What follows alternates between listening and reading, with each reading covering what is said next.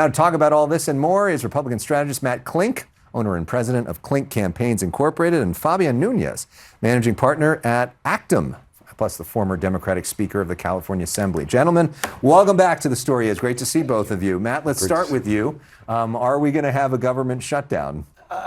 Probably about 90% probability. Wow. Yeah. Why is that?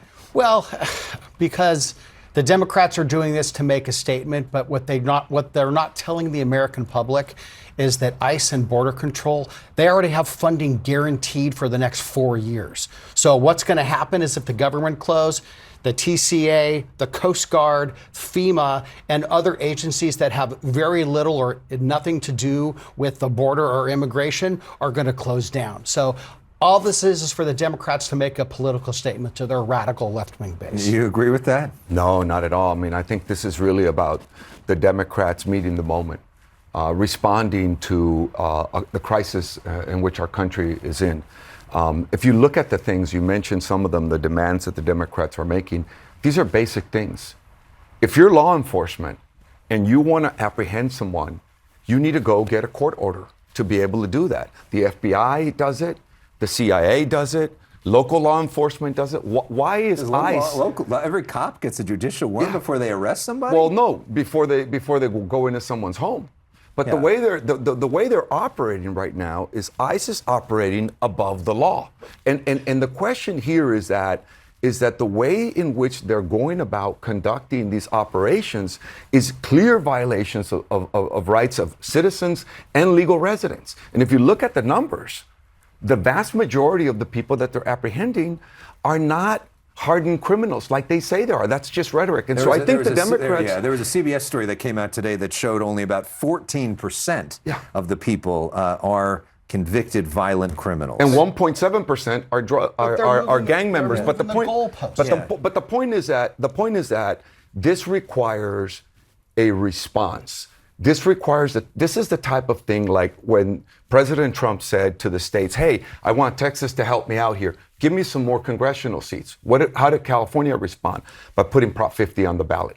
I think the Democrats in Congress are finally standing up for the values of this country, and I think it's the right thing to Alex, do. if administrative warrants were good enough to apprehend illegal aliens when Bill Clinton was president, why aren't they good enough now? The Democrats are moving the goalposts, again, to appease the radicals in their party that want open borders and no immigration enforcement. The Democrats have moved on this issue, not the Republicans. They have moved on this issue, but the facts have also moved on this issue, and some of the optics have moved on this issue as well. I mean, isn't there some of that? You talked about CBS, for example. CBS says violent criminals. That leaves out drug trafficking, criminal pornography distribution, burglary, DUI that can result in deaths, smuggling, arson. All of these things endanger communities. We don't need these people in this country. But this is the rhetoric, right? The but rhetoric. It's true. The rhetoric in apprehending the people that the government is going after, they are violating the rights of Latinos and people of color in this country, and it's looking more and more like a type of racism that we are conducting in this country against people of color. We need to respect the rights of all people in this country. And these ICE agents are operating above the law. They're not taught to de-escalate. They escalate. But at the same time, there is no right to be in this country illegally. No. And shouldn't there be isn't there a right for citizens to have people who are here illegally potentially taken out of here? Yeah, but that's not the question with ICE. That's not the question with ICE. The question with ICE right now is who are they apprehending and how are they getting to the people that they claim are the actual criminals? And how they're getting to them is by addressing a tactic that says if you are a person of color, you're automatically under suspicion of being an undocumented person. And then they come and they violate your rights. It's not fair. If ICE agents come to your house, Matt, and they without a warrant, and they go and they take a family member of yours and they don't even tell you what they're doing. They put someone in a detention facility, which is like a concentration camp, basically. Ridiculous. And then flat out ridiculous. No, it's not ridiculous. Yes, it is. It's what's happening in America many today. Ridiculous.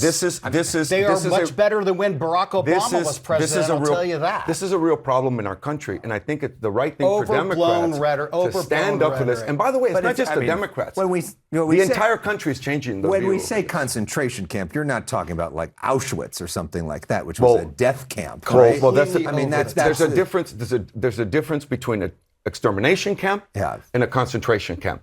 These facilities where people are apprehended are not given their rights. They have to sleep on the floor. You have women and children having to sleep on the floor, where they're taking little kids. You mean those pictures when Obama was president? Cruelty. Yeah. Well, that really started with Trump, by the way, when they were taking the kids and putting them in detention facilities and cages. Incidentally, this is why Trump lost his reelection the first time. Because the American people did not like the fact that he was putting children in these cages. Well, and there was COVID. Yeah, that was COVID. It's a little more complex than that. That was a thing. COVID played a role, but yes, there was a lot going on in that election. But all these sort of cultural inflection points also on display this weekend with this Bad Bunny halftime performance, which became way more than a halftime performance. It became like a cultural Rorschach's test. Depending on different people saw that in different ways. The governor of California, Gavin Newsom, who could be the Democratic nominee, there calling it Happy Bad Bunny Day. Meanwhile, President Trump responding right afterwards on Truth Social, saying how horrible it was and how it was basically an affront to America. And then the Turning Point USA people have a competing halftime show that has millions of viewers.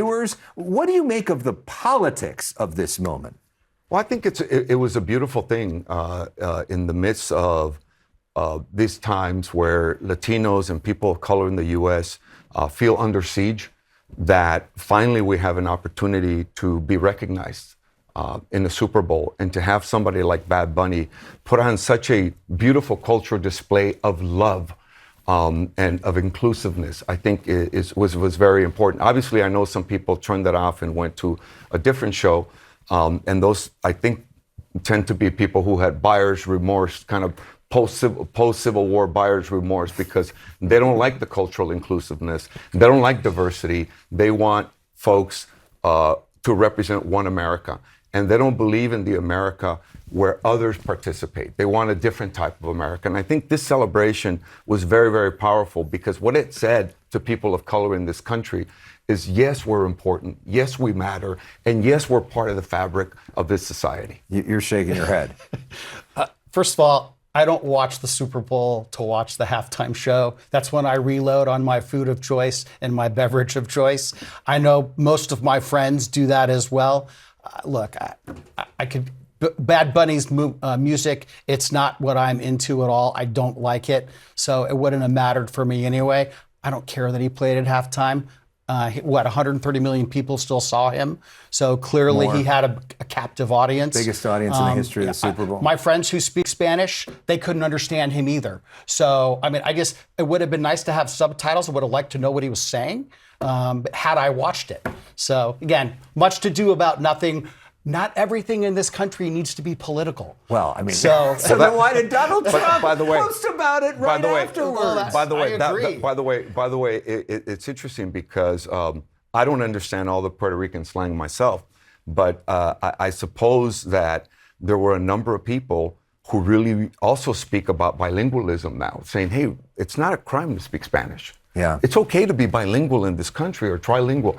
So I think it was a very positive thing. And I think the Super Bowl and the National Football League deserves some level of gratitude for what they did. I guarantee you that Goodell got more grief than praise today for putting Bad Bunny on at halftime. Well, but if you think about the NFL's mission right now is to expand into other countries, including a lot of Spanish-speaking countries, that could have been a very successful thing for him. And it was very powerful being there, watching it, that the last message on the big screen up there was that the only thing more powerful than hate is love, which is a great thing that hopefully is a bipartisan message. Fabian, Matt, thank you both so much. Great discussion. We always appreciate it.